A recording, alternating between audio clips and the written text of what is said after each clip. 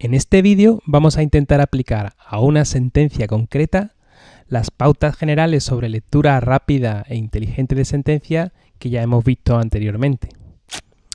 En este caso se trata de una sentencia obtenida en la base de datos del Centro de Documentación Judicial, del CENDOJ, que es pública y es gratuita.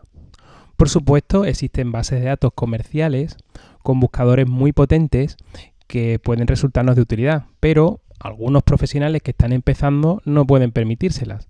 Así que nos vamos a poner en el peor de los casos. No tenemos dinero para una base de datos y hemos utilizado pues esta, que la verdad que tampoco está mal. Hemos hecho una búsqueda usando los términos maternidad subrogada, porque es un tema que por algún motivo resulta de nuestro interés y queremos ver rápidamente si la sentencia nos sirve. A primera vista podemos ver que la sentencia es del Tribunal Supremo. Ha sido dictada por el Tribunal Supremo y en concreto por la Sala de lo Social. También en el encabezamiento se puede ver muy rápidamente que es una sentencia dictada en unificación de doctrina. Resuelve un recurso de casación para la unificación de doctrina. Así que va a tener un especial valor en la homogeneización de los criterios jurisprudenciales. Puede ser muy útil en principio, pero vamos a ver si es del tema que nos interesa. En este caso la sentencia tiene un resumen. Las sentencias que aparecen en las bases de datos comerciales suelen tener resúmenes que pueden resultar muy útiles precisamente para esta primera vista, para saber si realmente la sentencia nos interesa sin tener que leerla entera. Lo que pasa es que muy a menudo las sentencias del CENDOJ no incluyen resúmenes. A veces las sentencias de las bases de datos comerciales tampoco los incluyen y en todo caso, en ocasiones los resúmenes son muy esquemáticos, lógicamente porque tienen que ocupar muy poco espacio y hay veces que el alumno no es capaz de entenderlo porque están redactados en un lenguaje muy esquemático y muy sintético. Aunque lo que yo haría sería irme directamente al resumen para ver si la sentencia me interesa, nosotros vamos a suponer que no existe el resumen para ponernos una vez más en el peor de los casos y ver cómo leeríamos esta sentencia rápida. Tenemos que acordarnos entonces de cuál es la estructura de la sentencia. Tenemos aquí un encabezamiento, después vamos a tener los antecedentes de hecho. Después de los antecedentes de hecho vendrían en principio la lista, los hechos probados, la lista de hechos probados. Y en este caso no aparecen. Esto es lógico porque es una sentencia del Tribunal Supremo que por lo tanto pues no está diciendo cuáles son los hechos probados, sino que está resolviendo un recurso. Y por lo tanto la lista de hechos probados la tenemos dentro de los antecedentes de hecho porque es la lista de hechos probados que apareció en la sentencia de instancia.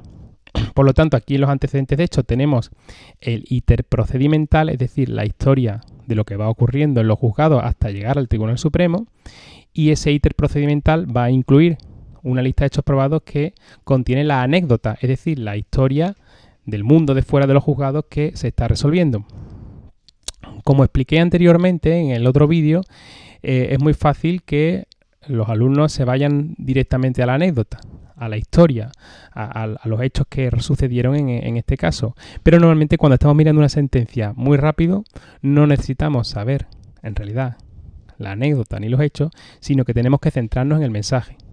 Luego ya ciertamente si es una sentencia que necesitamos examinar con profundidad, pues entonces sí nos iremos a la anécdota y eso nos permitirá a lo mejor comprender mejor el mensaje. Entonces nosotros podemos directamente en esta primera lectura, que es para ver si la sentencia nos interesa, podemos ignorar directamente todos los antecedentes de hecho. Yo llegaría así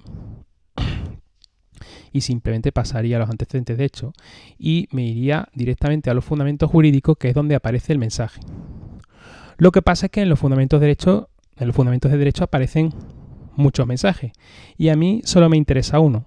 Hemos dicho que la búsqueda era de maternidad subrogada, por eso estos términos me aparecen en rojo porque eran los términos de mi búsqueda. Pues bien, en este caso, como es muy habitual en las sentencias del Tribunal Supremo, el primer fundamento de derecho realmente, si lo miramos la primera línea, el juzgado de la social número 31 de Madrid, aquí el punto 2, recurrir en suplicación, Recordad lo que dije en el anterior vídeo. Podemos mirar las primeras y las últimas líneas para ver introducciones o conclusiones y saber de qué va todo el párrafo o todo el número. En este caso es un mero resumen de los antecedentes de hecho. Si necesitamos enterarnos de los antecedentes del hecho, de hecho, sin leerlos detalladamente, pues con este resumen podríamos tener una visión global. Pero si no nos interesan los antecedentes de hecho, en realidad podemos ir directamente a los siguientes fundamentos de derecho. Como están numerados y este es el primero y es un resumen de los antecedentes, que también en estos subapartados se ve que se está hablando de una historia procedimental, podemos ir directamente al segundo. Pero en realidad el segundo rápidamente podemos advertir que tampoco nos sirve para nuestro propósito, que es enterarnos de si esta sentencia trata sobre la maternidad subrogada o en qué medida puede servir para nuestro estudio, para nuestro trabajo, para el caso práctico que estamos resolviendo.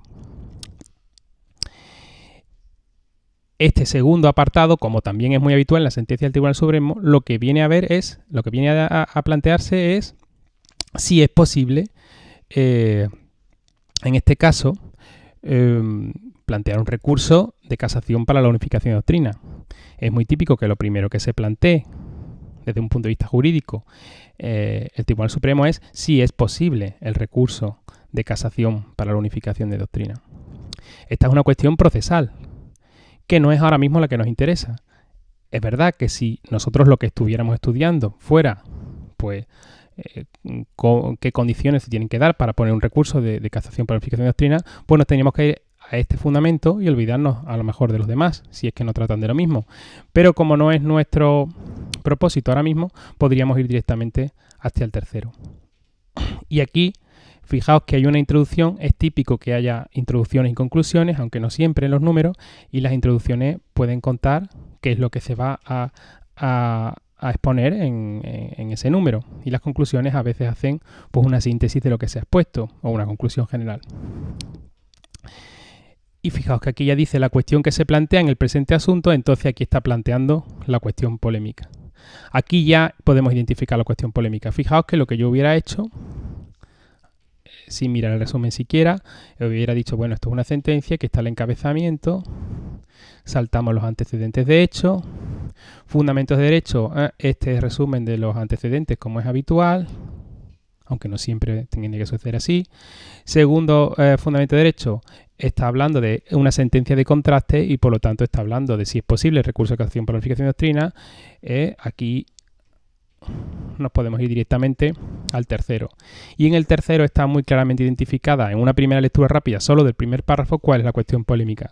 La cuestión que se plantea en el presente asunto es si procede reconocer prestación de maternidad a favor de la trabajadora que, en virtud de un contrato de gestación por sustitución, aparece como madre en el registro civil consular de Estados Unidos del niño nacido a la madre biológica que ha renunciado a la filiación materna. Es decir, estamos viendo si se puede proporcionar una prestación de maternidad a una trabajadora que figura como madre en un registro civil de Estados Unidos de un niño que ha nacido de otra madre a través de un proceso de gestación por sustitución o de maternidad subrogada, que era probablemente lo que estábamos buscando si queríamos hacer esta búsqueda. Entonces, realmente en unos pocos minutos, muy pocos minutos, depende de la práctica que hayamos cogido, podemos saber ya cuál es la cuestión polémica.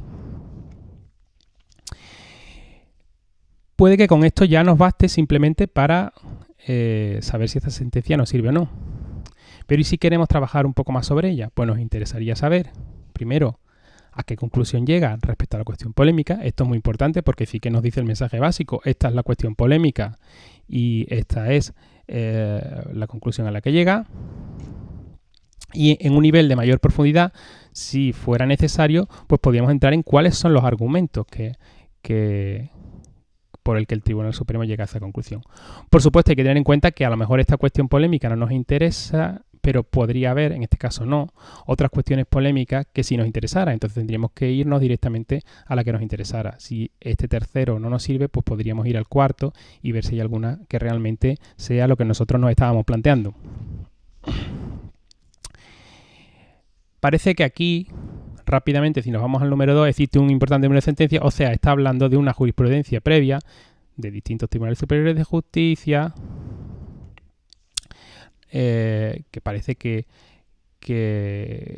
bueno, aquí dice que la han concedido y en sentido contrario está unificando la doctrina. Por lo tanto, está viendo que hay contradicción entre sentencias de tribunales superiores de justicia, pero no estamos en la respuesta a la cuestión polémica. Esto se ve muy rápido. Aquí dice, se hace preciso examinar los pronunciamientos de la Sala Primera del Tribunal Supremo, el Tribunal de Justicia de la Unión Europea y el Tribunal Europeo de Derechos Humanos. O sea que ahora parece que lo que nos va a contar el Tribunal Supremo es un estudio que ha hecho de otras sentencias anteriores que hay que tener en cuenta para tomar su decisión.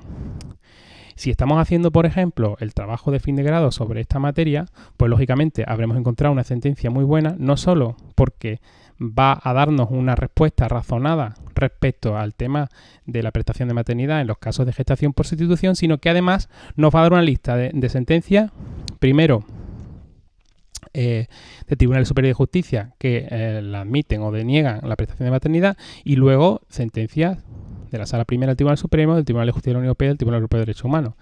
Pero si realmente lo que nos interesa no es conseguir referencias a sentencias que buscar y examinar después, o tener un resumen de esas sentencias que nos hace el propio tribunal, realmente nos podríamos saltar todo esto, porque aquí todavía no nos ha dicho, está contándonos otras sentencias, todavía no nos ha dicho qué es lo que piensa y ni siquiera nos está planteando sus argumentos. Esto es una especie de contexto general que va a servir al Tribunal Supremo para después plantear los argumentos.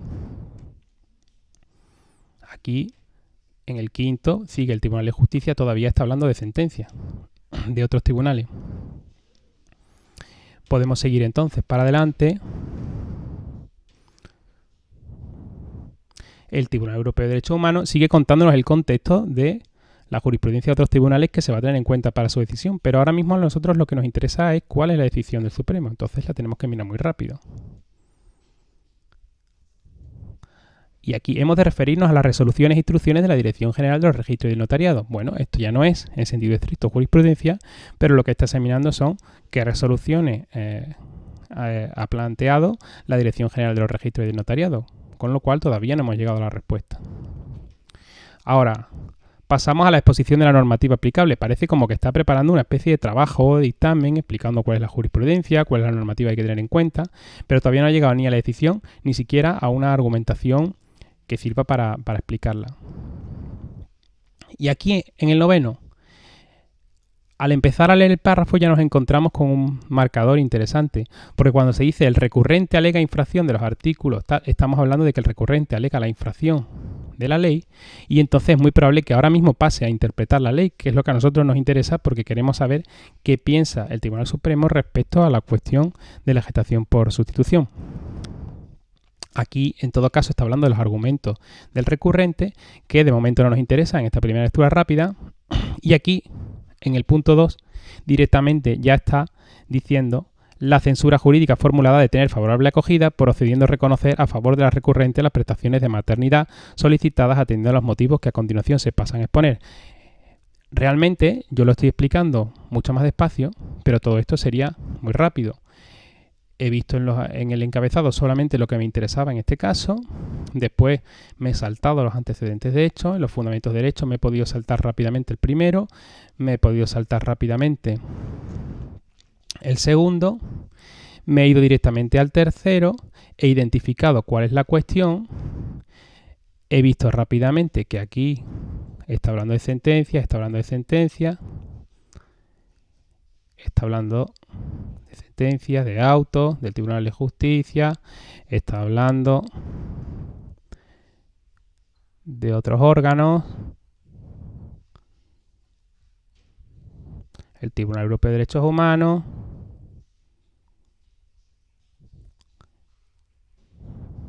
estamos volviendo a explicar el proceso, pero un poco más rápido, las resoluciones de la Dirección General de los Registros del Notariado, y realmente, bueno, aquí aparece la normativa aplicable.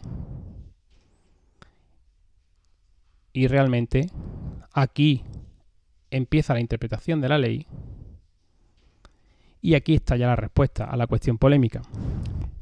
Si lo que queremos saber es una pregunta muy sencilla, ¿cuál es la cuestión polémica? ¿Y a qué conclusión llega el Tribunal Supremo? Ya tenemos rapidísimamente la respuesta, ¿no? Hablamos de si la gestación por sustitución permite otorgar prestación de maternidad a la persona que figura como madre en el, en el registro de otro país, aunque no sea la madre biológica. Ya tenemos la cuestión polémica y la respuesta ya la sabemos también, es que sí.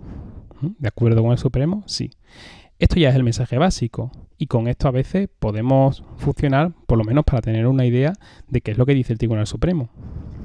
Por supuesto, si queremos profundizar más, porque esto es un tema, no es una mera curiosidad, sino que es un tema importante que tenemos que resolver, o forma parte de un trabajo académico, de un trabajo fin de grado, de un caso práctico de cierta importancia, no es una cuestión meramente accesoria, pues entonces podríamos profundizar en la argumentación. Pero ya lo está explicando atendiendo a los motivos y aquí, de una manera muy estructurada, muy ordenada, van apareciendo los argumentos. Esta argumentación la podríamos esquematizar para ver, digamos, cuáles son todos los argumentos que, según el Supremo, aconsejarían, o implicarían en realidad el necesario pago de la prestación de maternidad en estos supuestos. Por último, el fallo ya no lo necesitamos ni ver porque es consecuente pues con la respuesta a la cuestión polémica que ya la conocíamos porque se ha puesto en los fundamentos jurídicos. Entonces, si queremos profundizar más en el mensaje, además de saber cuál es la respuesta del Tribunal Supremo a la cuestión polémica que nos interesaba, sino que podemos insistir en cuáles son los argumentos, podemos profundizar en los argumentos. Y con esto serviría ya la sentencia para utilizarla en la práctica. Si sabemos los argumentos, podemos utilizar estos argumentos en la práctica, aunque muchas veces el mero argumento de autoridad de que el Supremo ha dicho esto, si estamos seguros de que él lo ha dicho porque hemos leído un poco mejor la sentencia, pues ya bastaría sencillamente para que atendieran a nuestras pretensiones. Pero bueno, es bueno en este caso conocer también los argumentos. Pero ¿y si necesitáramos profundizar más? Por ejemplo, porque queremos cuestionar la sentencia del Supremo, cosa que es difícil, pero que, algunas veces se ha conseguido. Queremos oponernos a la sentencia del Supremo o queremos decir que esta jurisprudencia ya no sirve o estamos haciendo un trabajo académico como un trabajo fin de grado donde tenemos que ver todas las posibilidades y el hecho de que el Supremo haya dictado una sentencia en unificación de doctrina no cierra necesariamente el debate, pues entonces podríamos irnos, en este caso concreto, a los votos particulares, porque en esta sentencia, como es de un tema polémico, como cabría esperar, tenemos votos particulares. Voto particular discrepante. Estos votos particulares no tienen valor de jurisprudencia, ni sirven para interpretar la norma, ni probablemente no tienen un valor muy fuerte de autoridad ante los tribunales, aunque son argumentos a tomar en consideración. Si bien finalmente pues lo más normal es que ante los tribunales pues prevalezca la sentencia del Supremo, pero estos votos particulares nos permiten profundizar en la argumentación y ver cuáles pueden ser los argumentos en contra. En todo caso, el examen de los votos particulares realmente solo se haría si necesitáramos profundizar de verdad en el tema y no fuera una cuestión meramente accesoria o que tuviéramos que resolver por una necesidad práctica inmediata.